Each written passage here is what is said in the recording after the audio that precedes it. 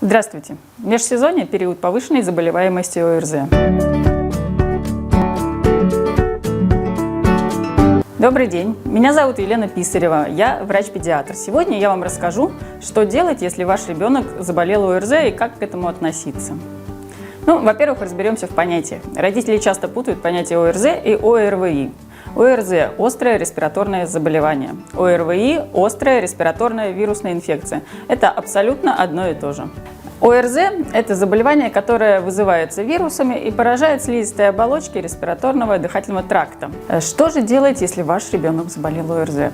Во-первых, понять, что это нормально. Все дети болеют ОРЗ, и если ваш ребенок болеет простудами, как говорят в народе, меньше 10 раз в год, то это не страшно, это не обозначает, что у него есть проблемы с иммунитетом. Большинством случаев заболеваний ОРЗ дети могут самостоятельно справиться. И еще, вашей вины в том, что ребенок заболел ОРЗ, нет. Это не из-за того, что он промочил ноги, переохладился или его продуло. Это из-за того, что он вдохнул вирус. Что же такое ОРЗ и как оно протекает? ОРЗ длится 6-8 дней и характеризуется такими симптомами, как повышение температуры, ломота в теле, заложенность носа, насморк, боль в горле, кашель. Гораздо реже сыпь или конъюнктивиты. Что же делать в этом случае? В большинстве случаев никакого специфического лечения не требуется. ОРЗ лечится симптоматически. Что это обозначает?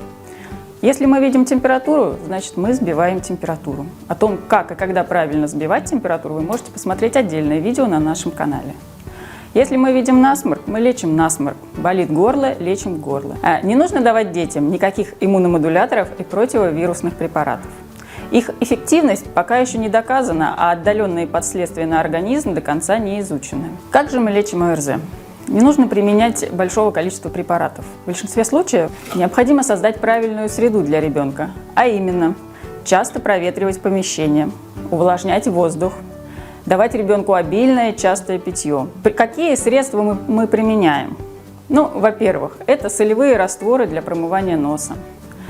Это жаропонижающие препараты. Чаще всего этого лечения вполне достаточно. Иногда, крайне редко, требуются какие-то противокашлевые препараты. Кашель при ОРЗ связан со стеканием слизью по задней стенке глотки. И в большинстве случаев достаточно увлажнения воздуха, дыхательной гимнастики и вибрационного массажа. Муколитические средства в данной ситуации могут только усилить кашель. Поэтому достаточно просто очистить ребенку нос, промыв его солевыми растворами. После выздоровления кашель у ребенка может сохраняться в течение нескольких недель. Его не нужно лечить, он пройдет сам собой. Отдельно хочется сказать про антибактериальные препараты. Они совершенно не показаны при обычном течении ОРЗ. Их применяют только тогда, когда мы имеем уже осложненную бактериальную инфекцию. То, насколько активно мы лечим ребенка, никак не влияет на длительность ОРЗ. Среди врачей бытует такое выражение, что ОРЗ, если его лечить, длится 7 дней, а если не лечить – неделю. Это абсолютно справедливо. От того, насколько много мы будем давать ребенку препаратов, он быстрее не поправится. Также сосудосуживающие средства не укорачивают длительность насморка. Они просто облегчают ребенку дыхание и не дают развиваться отиту, так как освобождают слуховую трубу. Напоследок хочется пожелать родителям терпения, благоразумия и спокойствия. Помните, все дети болеют ОРЗ, это абсолютно нормально. И с большинством респираторных инфекций ребенок самостоятельно может справиться без вашей помощи. Не нужно кидаться и лечить ребенка антибиотиками и иммуномодуляторами. Создайте ребенку правильные условия для болезни и не мешайте ему болеть. В следующем видео вы узнаете, когда ребенка необходимо показать врачу, а когда нужно вызывать скорую. Если вам понравилось наше видео, ставьте лайк. Данная тема очень актуальна сейчас, поэтому расскажите, поделитесь этим видео со своими друзьями. Также подписывайтесь на наш канал, это позволит вам не пропустить новые выпуски. Всего доброго, не болейте, до свидания.